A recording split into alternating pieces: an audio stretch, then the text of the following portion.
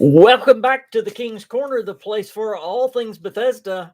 I am the KingFanMan, and this is the KingCast. Welcome. We've got a lot to talk about today. This is the podcast on all things Bethesda. We are, of course, going to talk about Fallout 76 as always. Me and Joey Caps did a podcast just the other day on the future of Fallout 76. A lot of that is going on in the community about talking about where Fallout 76 is going in the future, whether, the new content, all that. We're going to talk more about that in the podcast today, a little bit more on the current number of players. I've been doing some research into the current number of players that are actually going on in Fallout 76. So a lot of that after a little bit of the news. Some of the news we're going to talk about, of course, is Ghostwire Tokyo came out with their trailer and gameplay this week. We've got a March 25th release date, which, by the way, I gave to y'all before it really was out there on the news. If y'all were listening to the KingCast, was that last week or week before last, whenever it was actually had been leaked on the PlayStation Store. So that was kind of cool that I had that news early. We're going to talk a little bit about the Sony purchase of Bungie, and maybe Microsoft might be getting ready to purchase another game company. So we'll talk about that and the little bit of news that's going on in Fallout 76 right now. I'm going to start right there with Fallout 76. Right now, what's going on in Fallout 76? Not much, but just so you know, I believe it's the Purveyor sale that's going on right now, 25% off at the Purveyor, and that goes on now through the 7th. So remember that, but important is we're going to talk Starfield. Hey, just Dom, what's going on, Dom? Good to see you, man. Hey, Spartan, good to see you as well. The Foshnot is coming back February the 10th through the 22nd, and yes, Gold Dragon, there are going to be new masks, so I'm excited about that. And just closing out the Fallout 76 news, we got the Inside the Vault. The PTS is coming to Steam. So if you play on Steam now through the PC, you can actually get the PTS now. So that's very cool.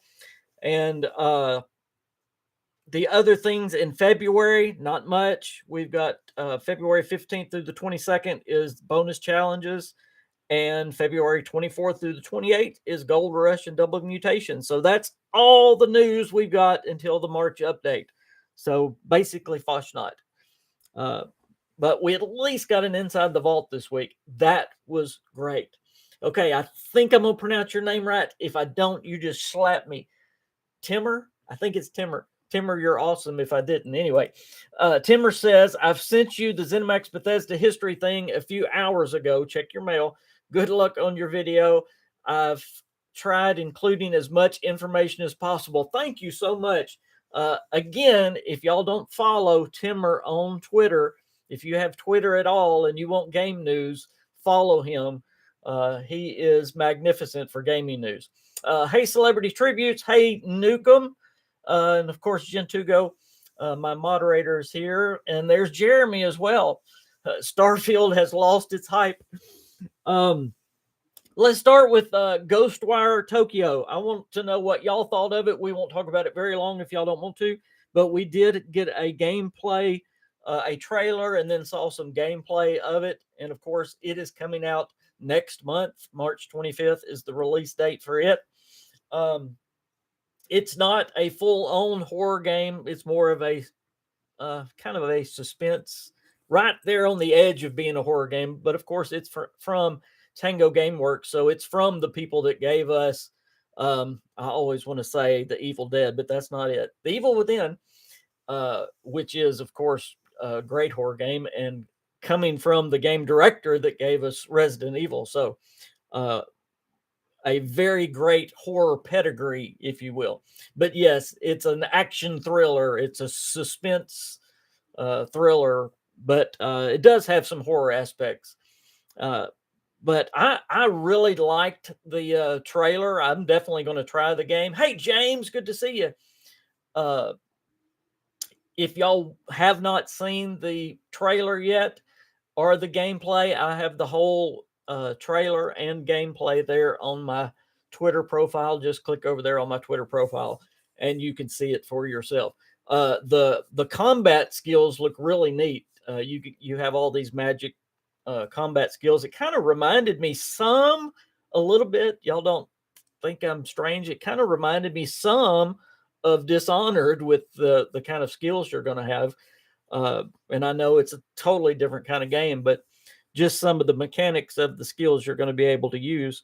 Now, this was just me. I was talking to DeMarco dude. We kind of disagreed on this, but I thought the world, or maybe we agreed on it a little bit. Me and him both said the world looked a little empty, and I thought the city kind of looked repetitive over and over and over. I think maybe that's what we disagreed on, but that was my one thing. I thought the game looked, but maybe they're just showing us very early on in the game. So hopefully, it's going to be a very good game. I hope it does just as good, if not better, than gosh, and I just went blank. What was the one that just came out from Arcane not long ago? Deathloop. And Timmer says maybe Arcane is helping on the game. I wouldn't doubt that at all. Oni says interested in Ghostwire. I'm definitely interested. I will do at least one live stream on the game like I did on Deathloop. So I will do a live stream for y'all and a review of it at least. So let's see. Why would they do that? Why would they do what? Nukem, why would they do what? Ask that again. Jeremy says, yes, Sony bought Bungie. Yes, we're about to talk about the Sony acquisition of Bungie for $3.6 billion. We're going to talk about that in just a minute. That's going to be a big talker. And I definitely want to get some of your opinions on that as well. But again, March 25th. So that's coming up very soon. It's kind of interesting that they're doing it before E3, but they always said they wanted the game to come out in the first quarter of this year. So it's not coming out early. This is just when they had it scheduled.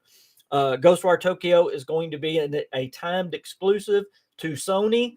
So if you're on Xbox, I'm sorry, you can't play Ghostwire.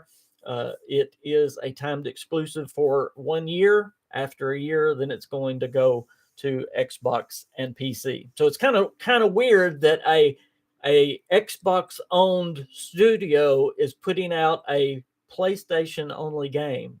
This may be the only time in history that ever happens. Isn't that wild? Because of course Tango Gameworks is owned by Microsoft, but it's putting out a PlayStation only game. So if you've got the PS5, you can play Ghostwire.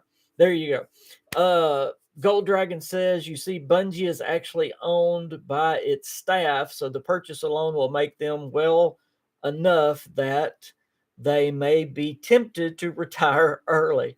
Oh, why would Sony buy Bungie? Okay, let's get into that right now, because that is number 2. Y'all know me, I always have to have notes for the KingCast. That is number 2 on my list. Sony purchasing Bungie. The number one reason why Sony purchased Bungie is because Sony wanted more live what are they called? Live service games. In fact, they mentioned in the press conference that they want 10 live service games active by 2026. This is what Sony wants. And instead of starting fresh, I guess, since Bungie, of course, the makers of Destiny, they really have been in the live service gaming for quite a while, so they know the ins and outs of it. I think is really the biggest reason why Sony purchased them. Yes, for the IP, of course, but they want the experience that they have doing the live service, because not only do they have the experience, they've had some pretty bad setbacks, just like Bethesda has. I mean, live service games are tough. That's what everybody told Bethesda before they did Fallout 76. So they know some of the things not to do, which are maybe more important than the things to do in live service games. So that was, I believe, the number one reason from their own mouths why Sony purchased Bungie. And it's very interesting, Newcomb, that you asked, could Sony buy Rockstar? The next thing on my list, number 3, is who might Sony or Microsoft purchase next, because I believe they are looking to who they might purchase. But now I want you to remember this before you start thinking, well, Sony did this because Microsoft bought Activision. No. These kind of deals take a long time. This has been in the works for a long time. Okay, uh, this would not have been a reaction to the Microsoft purchase of Activision, because they would not have had near enough time to do this. This was in the works way before the Activision thing was finalized. But according to Sony insiders, we'll start with Sony and then we'll go to Xbox. According to Sony insiders, and Timmer already said one that is very likely. Square Enix is one that is very likely that Sony would love to purchase. I'm not saying they're going to, but they would love to purchase Square Enix. But believe it or not, NetherRealm, the creators of Mortal Kombat, is the one that is at the top of their list. But those two, Konami, is that how you pronounce it? Probably those 1, 2, 3 are the ones that Sony are looking at the most. NetherRealm, Square Enix, and Konami. Those would be the 3 that Sony are looking at the highest. Sony might not have the and if you're a Sony fan, don't get mad at me for saying this. They might not have the purchasing power or buying power that Microsoft does. So they may be looking a little bit smaller. But again, they're looking for number 1 live service games, but they're also looking, and again, this is according to, I'm going by Sony's own people saying this, they also want a fighting game. They're looking to have a fighting game. And of course, that NetherRealm, Mortal Kombat, what better fighting game is there than Mortal Kombat? So that's number 1 on their list. And then Square Enix, number 2. Okay, Xbox. There is a number 1 and a number 2 on their list as well. And you're going to be shocked by number 2. And there may be a little blood in the water on number 2.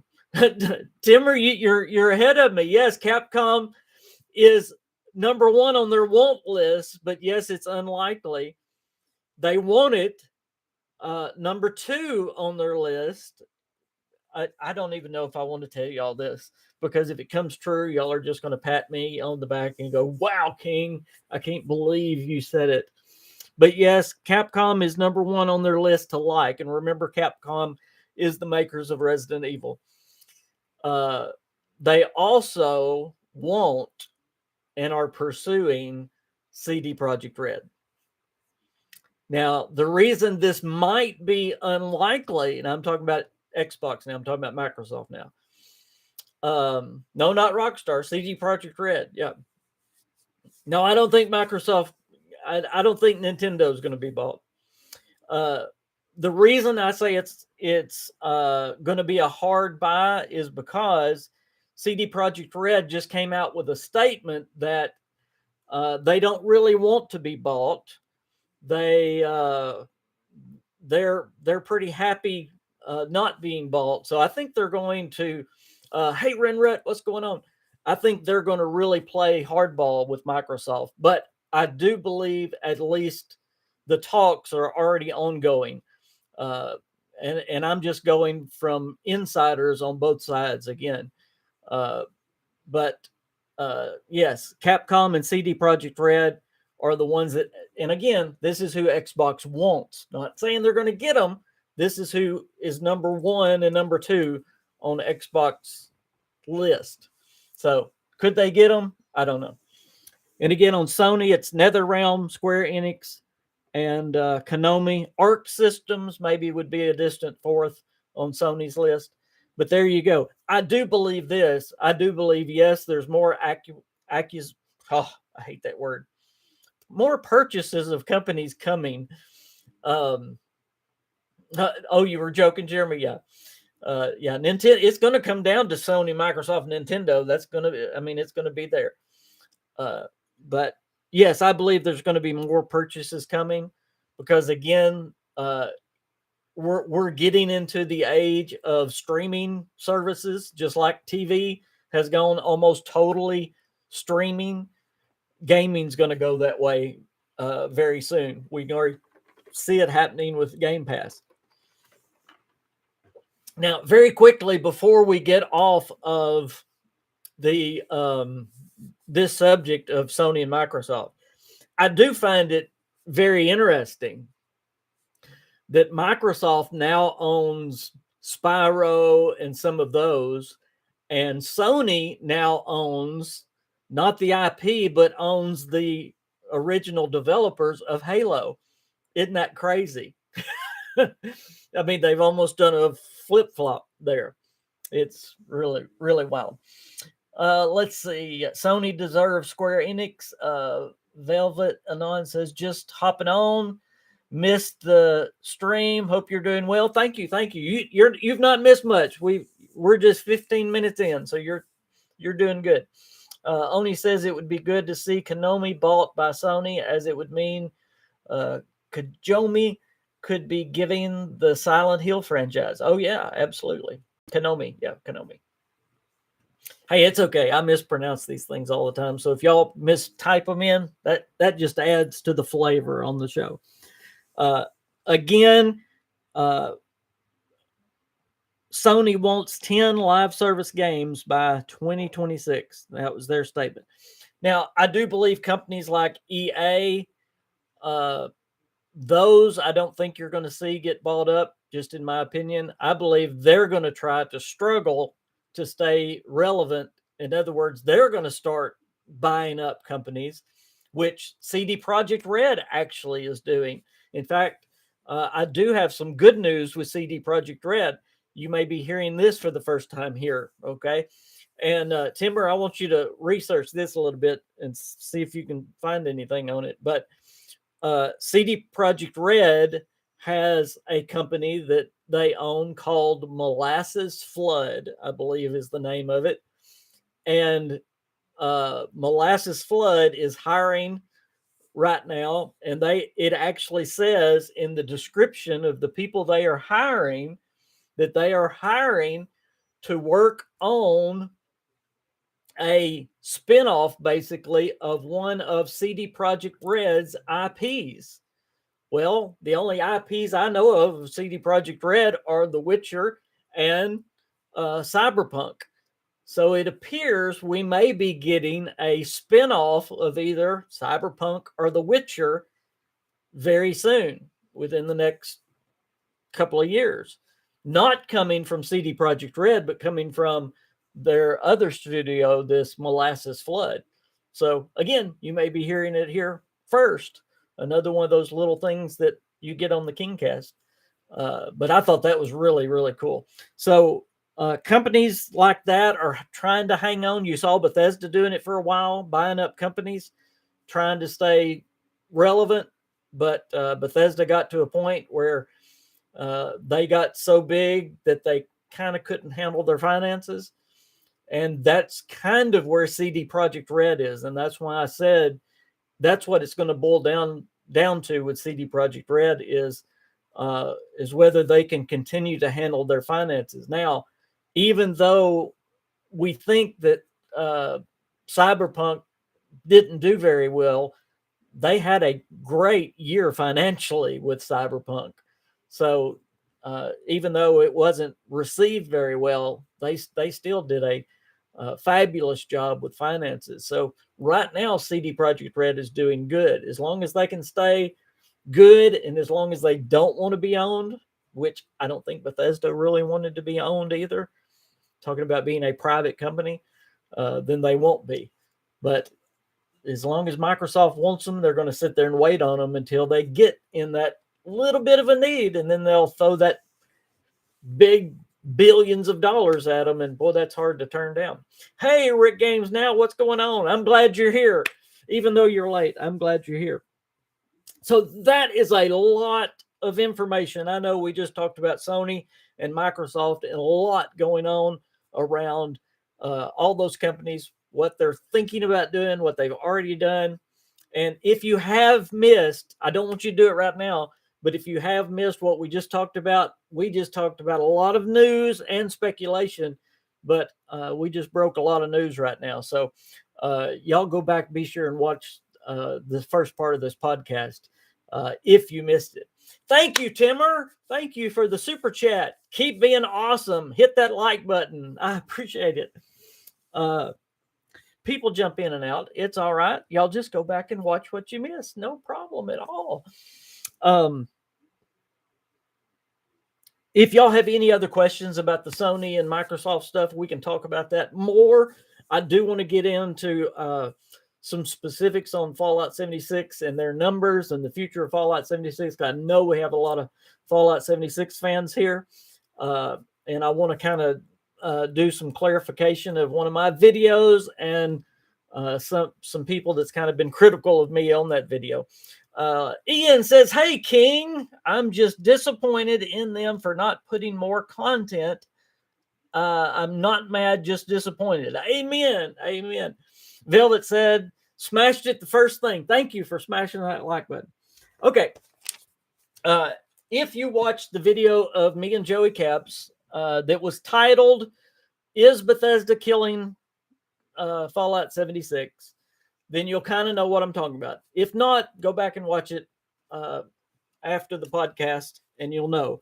But I talked about the Steam numbers. And in fact, I got some of these numbers from Rick Games Now. So I'm glad you're here, Rick Games Now, so we can talk about this.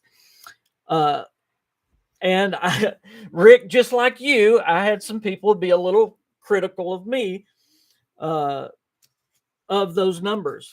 Well, I went back and did some more research of what's going on with Fallout 76 and the current players. So y'all just buckle up, okay? Because I got as much information as you can get.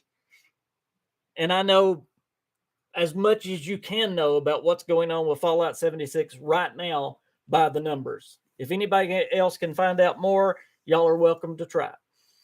But the first thing I was told was, well, you can't compare Fallout 76 and Fallout 4's numbers on Steam because Fallout 4's numbers are accumulating over the years and it's been on there longer. Well, that's actually false because you can actually look, they go by month and it will actually give you the numbers of the last 30 days if you want to. It will look by month. So it has nothing to do with how long it's been on there or anything else. This is the fact, okay?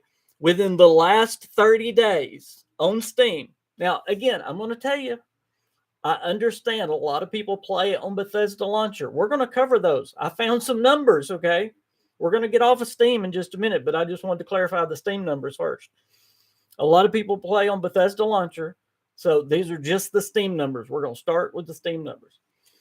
Within the last 30 days, the average numbers of players for Fallout 76 is 6,669. A lot of sixes there. That may not bode well. Anyway, 6,669. That's over the last 30 days. That's the average that Steam players have played Fallout 76. Now, over the last 30 days, the average that have played Fallout 4 is 16,619. So Fallout 4 last month beat Fallout 76 by 10,000. That means Fallout 4 is getting a lot more people playing it on Steam than Fallout 76. Has nothing to do with the cured numbers. It's talking about the last 30 days average number of players. Okay? Now, Skyrim has actually dipped down. It only had the last 30 days, 4,394. So, hey, Fallout 76 beat Skyrim. We can all go, yay! But it's getting trounced by Fallout 4. But we can also look at some more numbers. We can actually look, and I found the total online average of Fallout 76. meaning PlayStation, Xbox, and PC. And that averaged the last 30 days right at 30,000. So on all three platforms, we know that on Steam it was 6,000. So Bethesda launcher, all of them, you shove them in there all together, the average is about 30,000. Hey, Lady Braven. Hey, Psycho. Fallout 76 averages the last 30 days, 30,000 people playing. Xbox, Fallout 4, just on Xbox, Fallout 4 had an average of 29,881 in the last 30 days. Wow. All right, let me give you one more set of numbers. You can go to Game Pass. Game Pass, Fallout 76 has been played by 172,000 people. Fallout 4 has been played by 358,000. So over 200,000 more. Fallout 3 has been played by 353,000, almost the same as Fallout 4. So what is my point in all this? Fallout 76 is getting whooped no matter where you look, whether it's Steam, whether it's Xbox Game Pass, or whether it's the online presence. It is getting whooped by the old title that's 7 years old. That was my point in the podcast. So I don't know how anybody can have a problem with that. Those are still staggering numbers. That was my whole point. Are you tired of winning yet? So the point is, yes, the numbers are way down. Now, with all that addressed, I'm going to quit whining about that. So what does that mean for the future of Fallout 76? Now, I'm going to quit being negative and I'm going to be positive for y'all again, okay? Y'all ready to get positive? Y'all ready?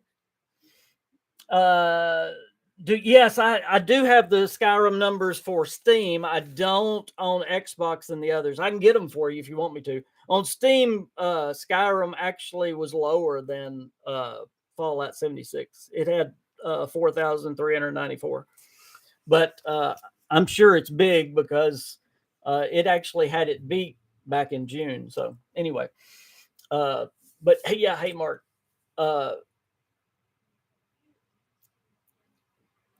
Back to being positive. I'm going to be really positive with you. We will know the future of Fallout 76 for sure. And I'm going to quit griping about it. I'm going to quit talking about it. I'm going to quit making videos about it until we know for sure. And there is a way we can know for sure.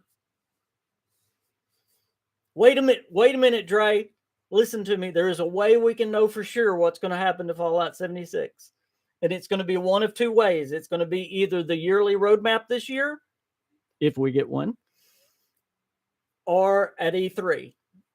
If E3 comes and we don't know of anything major, y'all listen to me. If E3 comes, by the time of E3, if E3 has come, that would be in June, and we don't know of anything major, then you can hang it up. It's all over. And if E3 comes and all we know about is the pit, if that's all they've told us, you can probably hang it up.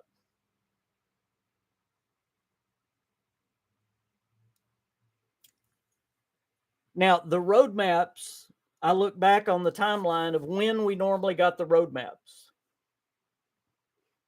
And yes, Jess, that was exactly what I was wondering. Well, when can we get a roadmap? Well, Bethesda's been all over the place. In 2019, we got the yearly roadmap in February.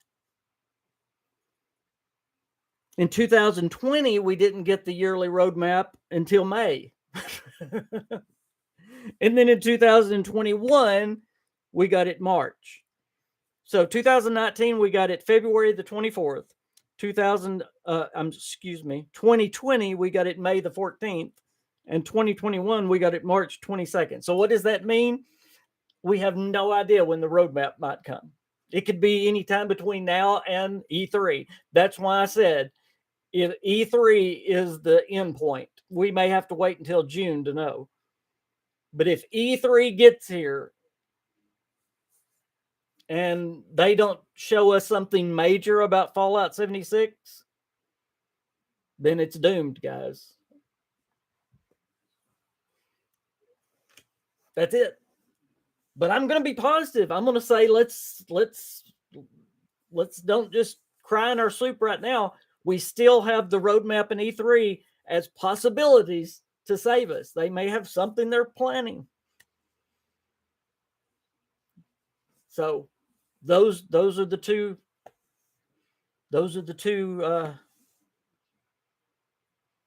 lifelines, I guess, if you will. So we're waiting on a roadmap or E3. But if June comes and all we know about is the pit, we're in bad trouble. We're in bad trouble. Unless they show us the pit and it's as big or bigger than Wastelanders. Okay, I know I've missed a lot of your thoughts. Let me go back and read some of these. Let's see. Rick says, I haven't dropped Fallout First yet. I buy it yearly, so most likely I won't renew it in November. I'm the same. Mine does not renew until October. So I will have mine until, I'm going to keep mine until E3, and I know something. Psycho says, more people sitting at home, burning through content is the big problem. That is a big problem, but the problem is we haven't gotten near as much content. You can say that, and I do understand that. But again, it's like I said in that last podcast, really, last year, all we got was one DLC. Y'all can argue and say we got two. We didn't. It was one DLC they cut in half. That was it. All the other stuff was just little fluff here and there. It was the Brotherhood of Steel. That was the one story DLC that we got. And it was one thing that they cut in half because, I mean, the second half was really small.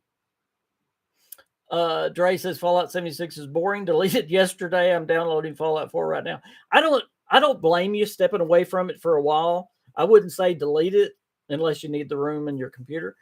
But I mean, I understand. I'm a huge advocate for the game, and I'm looking for something else to play right now until they give me something new.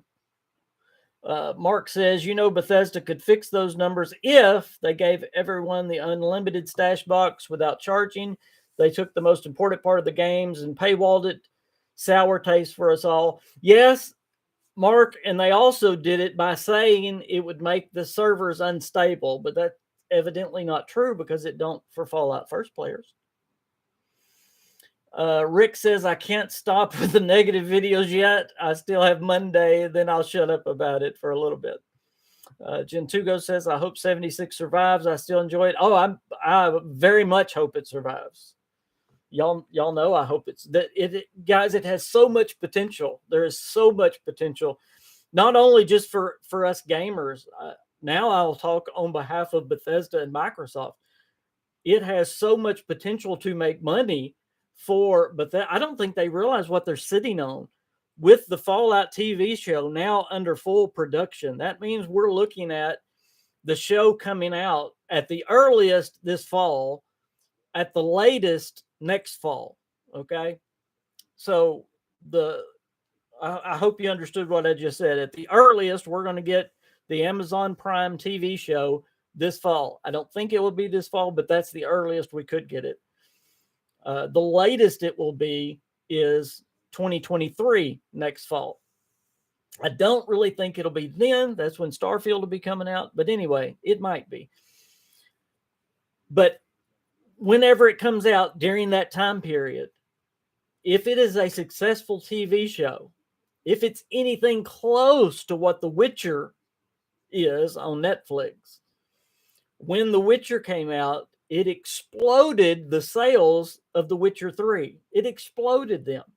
Well, if they do anything with this Fallout TV show, it is a marketing tool for Fallout games, obviously. Well, if they have a current game that's in process, then it could be a huge marketing tool for that game, especially if the show has anything to do with the game that's going on.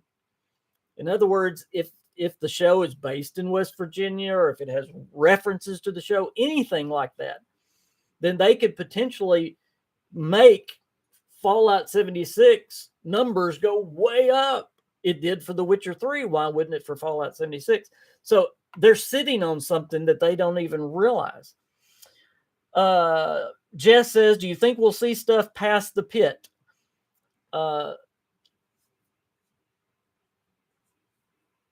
Yes, I do. But again, we're going to have to wait until we get the roadmap or E3. I hate to put myself out there. If we look at how Bethesda has acted the last year, I don't have much hope. I really don't. That's why we're all so frustrated. They've kind of just, it's almost like they've just abandoned our child out in the woods. And we're all going, what happened? You know, we're still here waiting on y'all to do stuff. I do think they will do something. I don't think it'll just be an abrupt stop, but it'll be kind of what they're doing now. They're just nickel and diming us with little bitty things. You know, they're reskinning stuff and giving us something little bitty new every once in a while.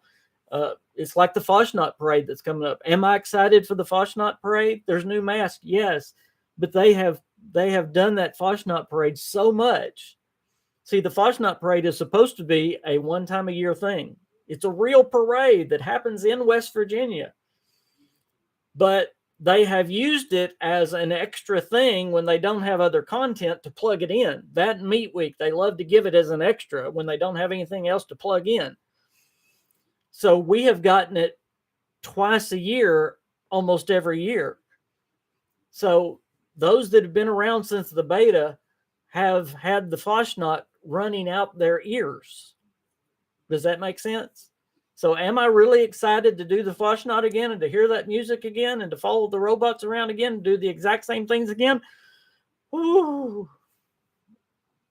Yes, I'm excited.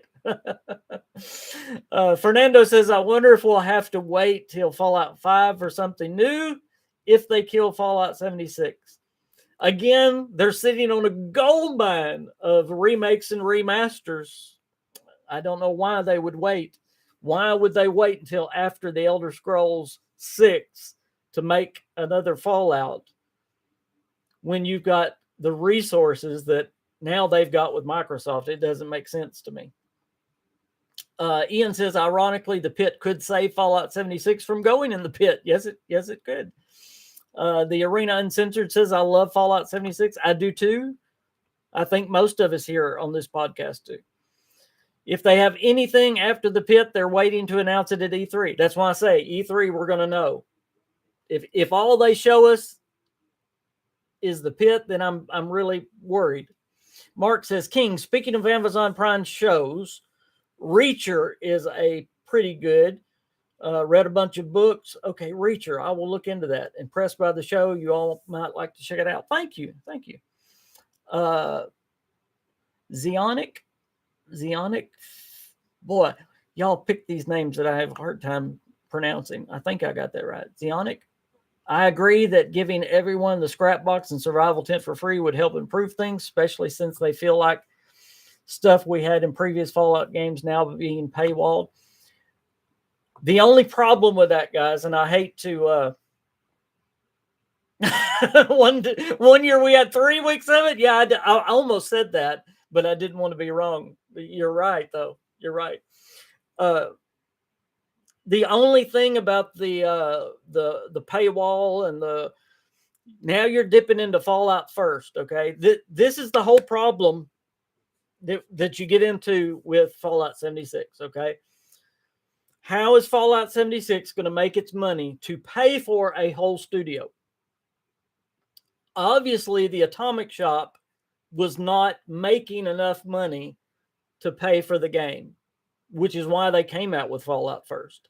And I think Timmer will tell you this, that it took a while for Fallout 76 to make any money. Fallout first was a very successful thing that actually started making Fallout 76 a prosperous game. So if you take Fallout First away, meaning you take the scrap box and all that away, do you think the private world would be enough incentive? I do. I still do. As a Fallout First member, I think you ought to give the scrap box to everybody. Now, again, I think some incentives to Fallout First members is fine. A free gift every month, maybe even the tent. Give the tent. That's fine. Give the scrap box to everybody. But again, this is something we can argue and discuss. But remember, they have to hold on to Fallout First if they're going to hold on to the game, because ESO is built under a totally different model.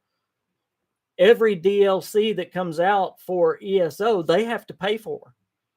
If you're playing ESO, you have to pay for every new content that comes. Fallout 76, all new content is free. So it's a totally different, and you say, well, we'd be getting more content if we had to pay for it. You're right.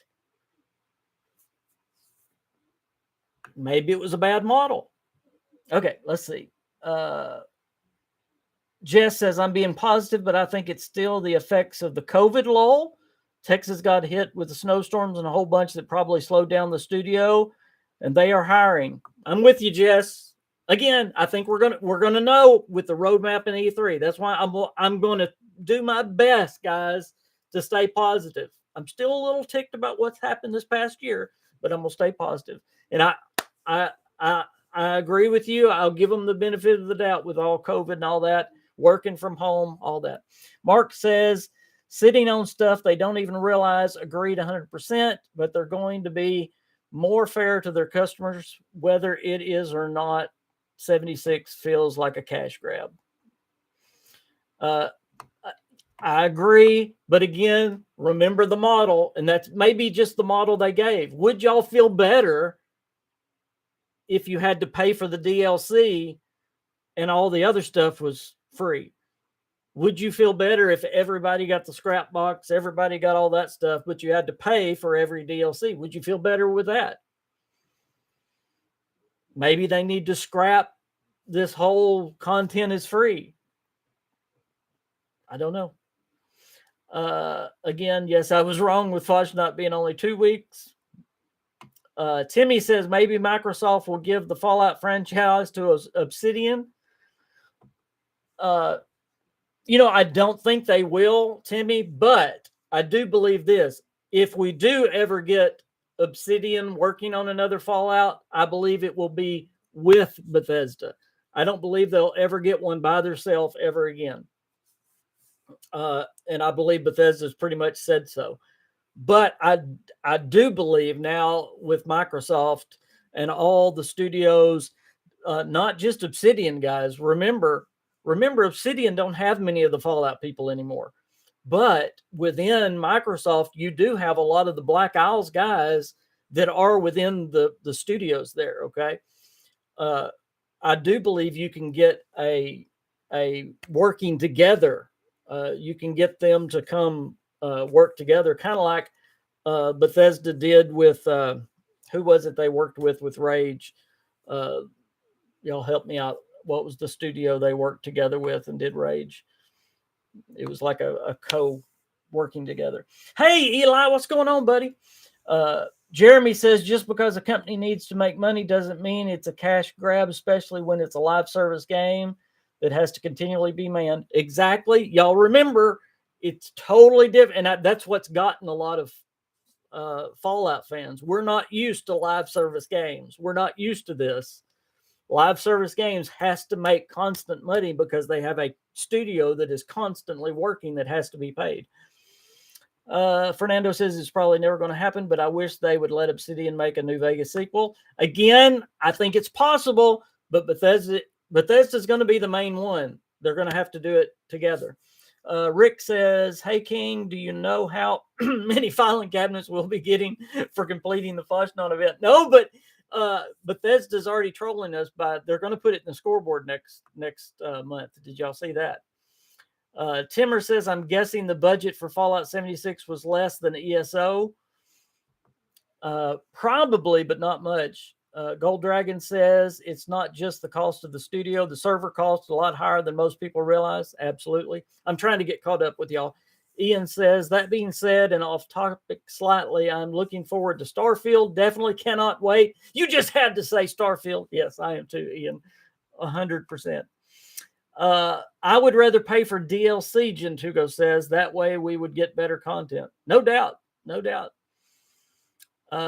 Mark says, yes, I would feel better paying for DLC and get the scrap box to all players so they can play fairly with us, even if the charge ends up being the same. Gentugo says Battlefront 2 had free DLC, and look what happened to that game. Gold Dragon says paying for DLC would cover the studio cost, but not the server cost. Dale says, yes. Hello, Mark. Rage. Yeah, id Software worked with who? Avalanche. There you go. Thank you, Tamar. Y'all are there. Mr.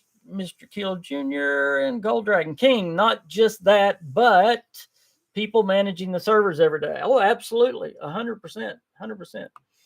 100%. Jess says, yeah.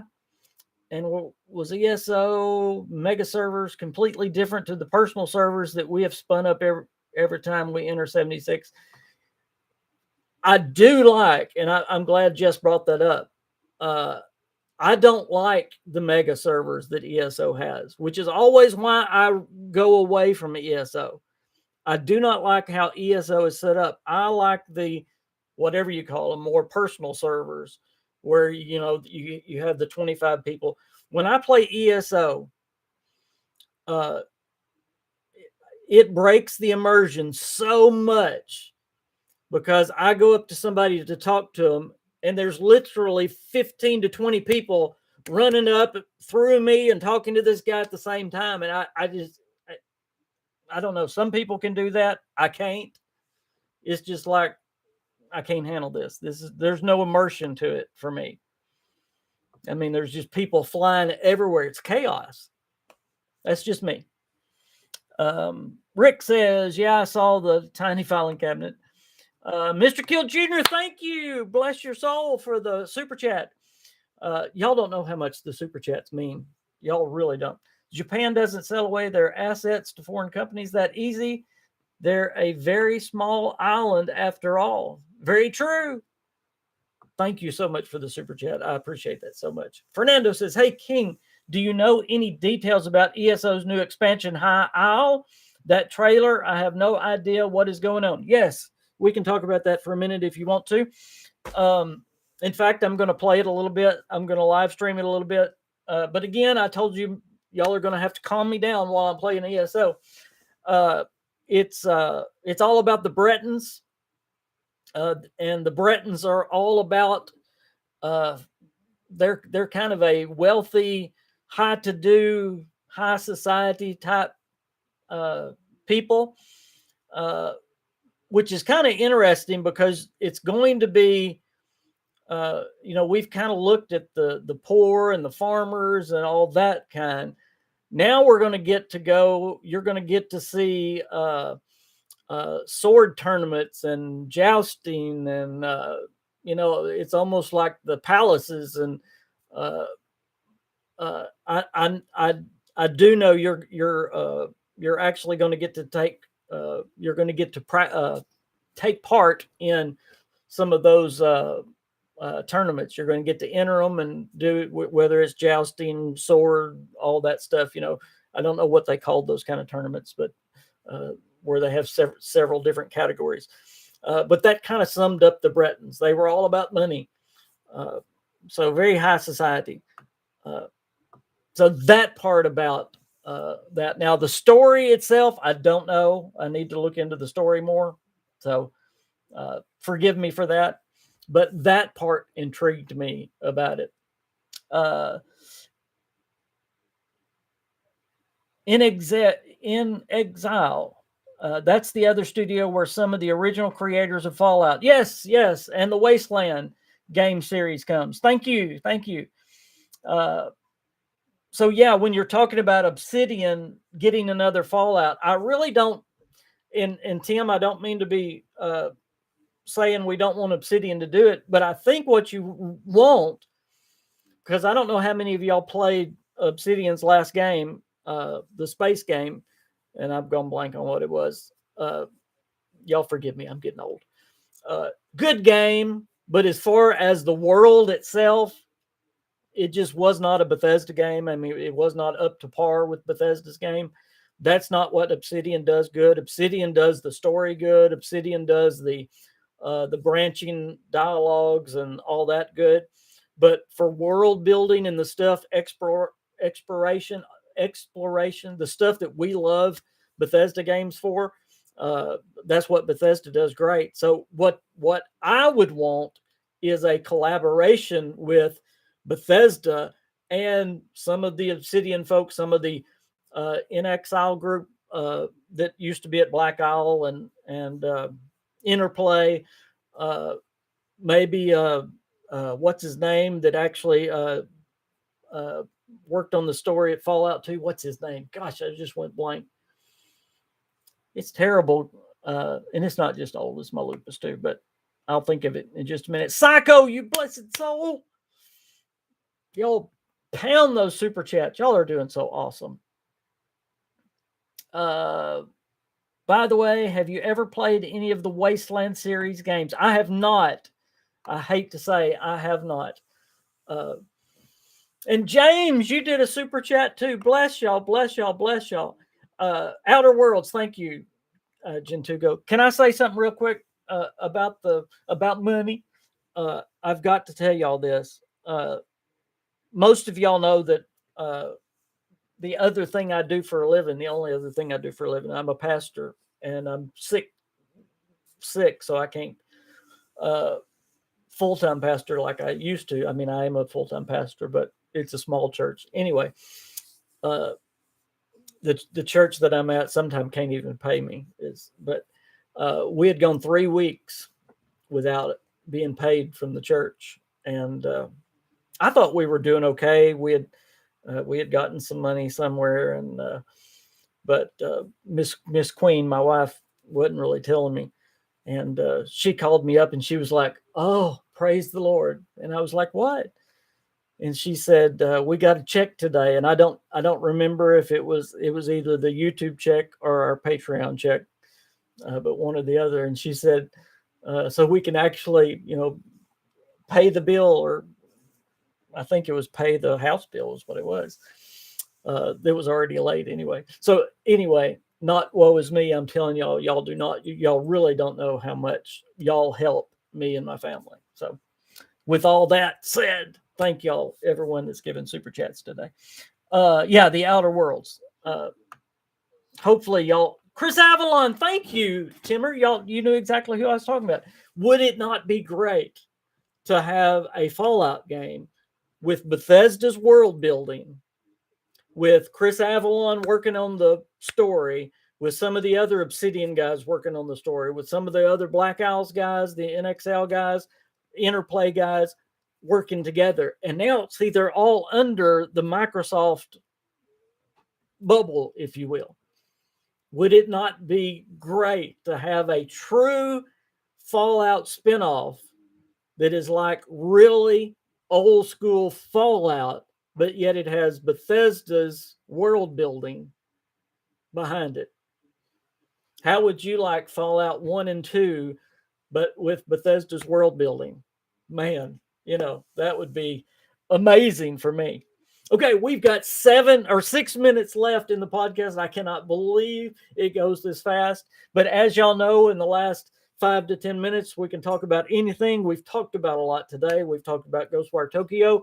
We talked about Fallout 76 and its future, the current numbers of Fallout 76. We talked about Sony's acquisition of Bungie and what Microsoft and Sony may be going to do. We even talked about CD Projekt Red's new project. If you didn't hear what that is, you'll need to go back and listen in just a little bit. You might be excited about that one.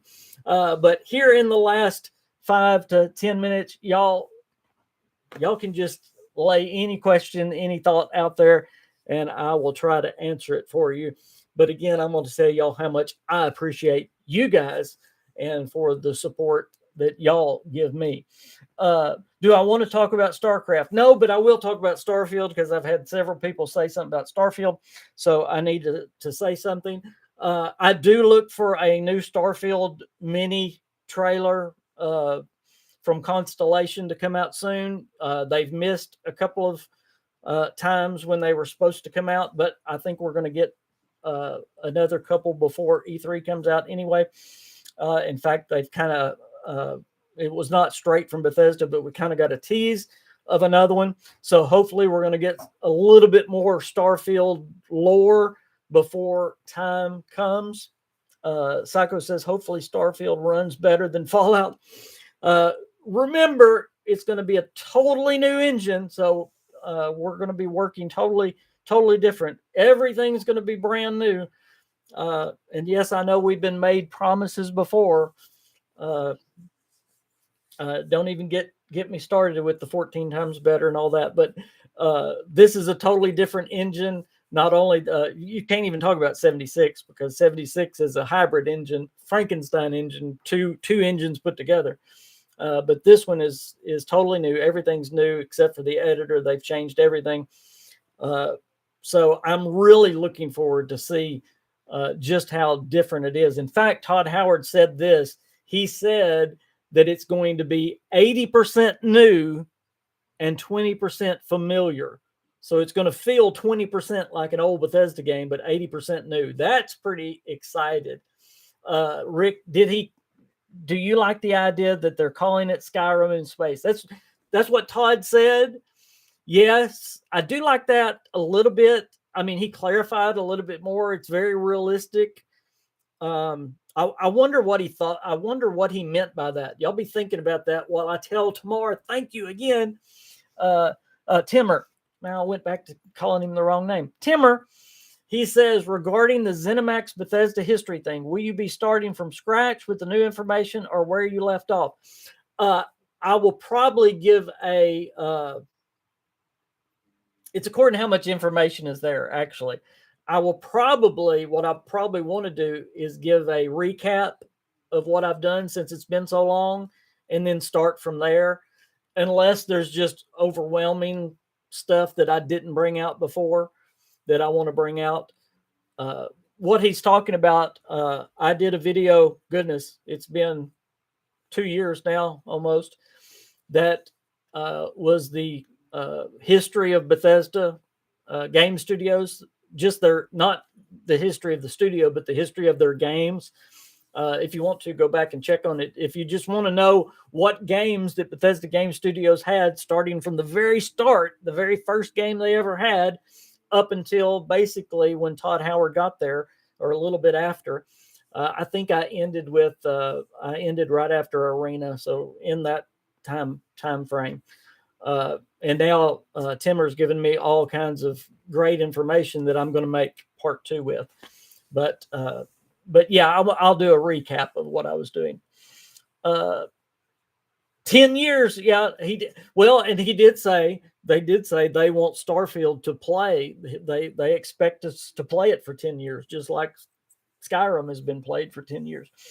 Fernando says, I'm going nuts waiting for Starfield. There are very few sci-fi RPGs out there, and the fact that Bethesda is doing one, to me, it blows my mind. Y'all know, I hope y'all know that I am going to cover Starfield. For those of y'all that are not interested in it, I'm still going to be covering Fallout. My channel is an all things Bethesda channel, so I will always be covering the current, especially Bethesda Game Studios games, but I will always do the other ones as well. But when Starfield comes out, I'll be giving you news. I'll be giving you tips, kind of like I do with the Fallout 76, and I will be doing some live streams as well. So y'all just stand by for that. Nukem says, do any of these games use the Unreal 5 engine? None of the Bethesda games, no. Bethesda has, I'm talking about Bethesda Game Studios. They have their own engine. Of course, the one they have used this whole time has been the Creation engine. Now they have the Creation 2 engine. What they did is they took some of the things of the old creation engine have been revamped. Some of them are brand new. The only thing that is the same in this new engine, they say, is their editor. They liked it, they updated it, but it's the same editor. Everything else has been changed. So it's the Creation 2 engine now. Rick says it's going to be pretty huge, expansive, rich in lore. So when Todd said Skyrim in space, I believe that's what he was referring to. Me too. Yeah. Gold Dragon, I tried to do a super chat, but YouTube said my card holder did not allow it. And well, I thank you. I appreciate it anyway. George Fairchild, bless your soul. Oh, my word. He says, I'll let my Fallout first ended January. Very disappointed in the direction Fallout 76 is headed. And I guess you gave it to me instead. I'm so blessed. Thank you so much, George. Bless your heart. Thank you. Thank you. Thank you. Thank you. Thank you. Thank you. Thank you. Wow. I'm disappointed right now too, George. I am. I hope they surprise us. As I said at the first of the podcast, not the first, but when we were talking about this, I hope they really surprise us with either a roadmap or at E3. But for those that jumped in late, if we have not heard anything great on Fallout 76 by E3, we can pretty much hang it up. It's over.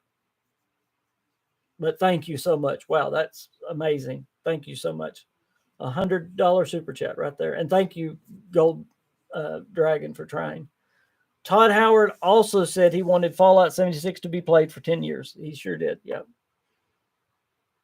Let's see.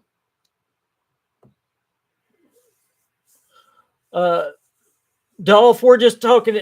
George is talking about the lack of content that Fallout 76 is giving right now.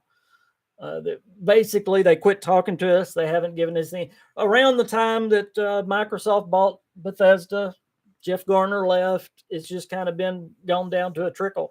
Now, if you're newer to the game, you probably got a lot to do. And please don't let me discourage you from playing Fallout 76 because it's a great game.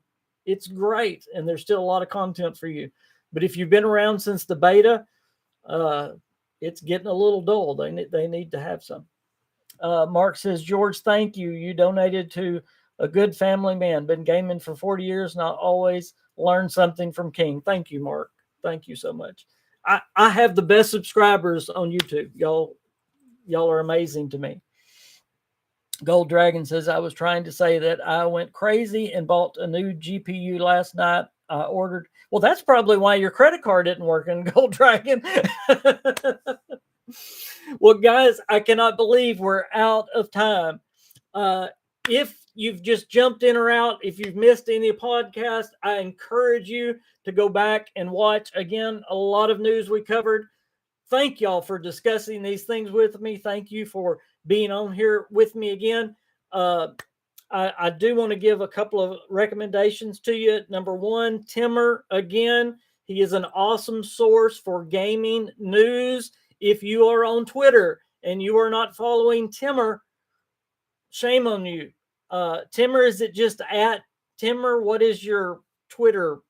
What is your Twitter thingy? What is your, whatever it's called? Also, I know we've had several YouTubers on here, and I want to always point out the YouTubers. I know Gold Dragon Gaming has a YouTube channel. Rick Games Now has a YouTube channel, does a lot of Fallout 76 videos. So go check both of them out. I hope I didn't miss anybody. I'm sure I did. And if I did, please forgive me. Oh, there is Timmer's Twitter, whatever it's called, username thing. Y'all can tell how old I am, can't you? James says, for the first time since launch, I have cut way down since December. I've logged on once a week. I can't do another scoreboard. I'm with you, James. I'm with you. I need something new. Last thing, I do want y'all to message me on Twitter, message me on Discord. If you're not following me on either, please do that. Let me know of the games you would like to see me live stream in between now and Starfield while Fallout 76 is kind of going down. I would like to have one single player game and then a multiplayer game that I can do with Ghost and some of the other partners I play with, some other Patreons and subscribers. If it's ESO you want to see, if it's the Wolfenstein co-op, just let me know. So send me a message on Twitter, send me a message on Discord. I would love to hear from you what you would like to see me play. I would like to start with Bethesda games, but it doesn't have to be a Bethesda game. But with that said, thank y'all so much for all your support. Thank you for being subscribed to this channel, the super chats, George, all you guys, thank you so much. Y'all have a great rest of your weekend. Hope you have a wonderful night. And if God gives us tomorrow, may you have a blessed day tomorrow. Good night, everybody.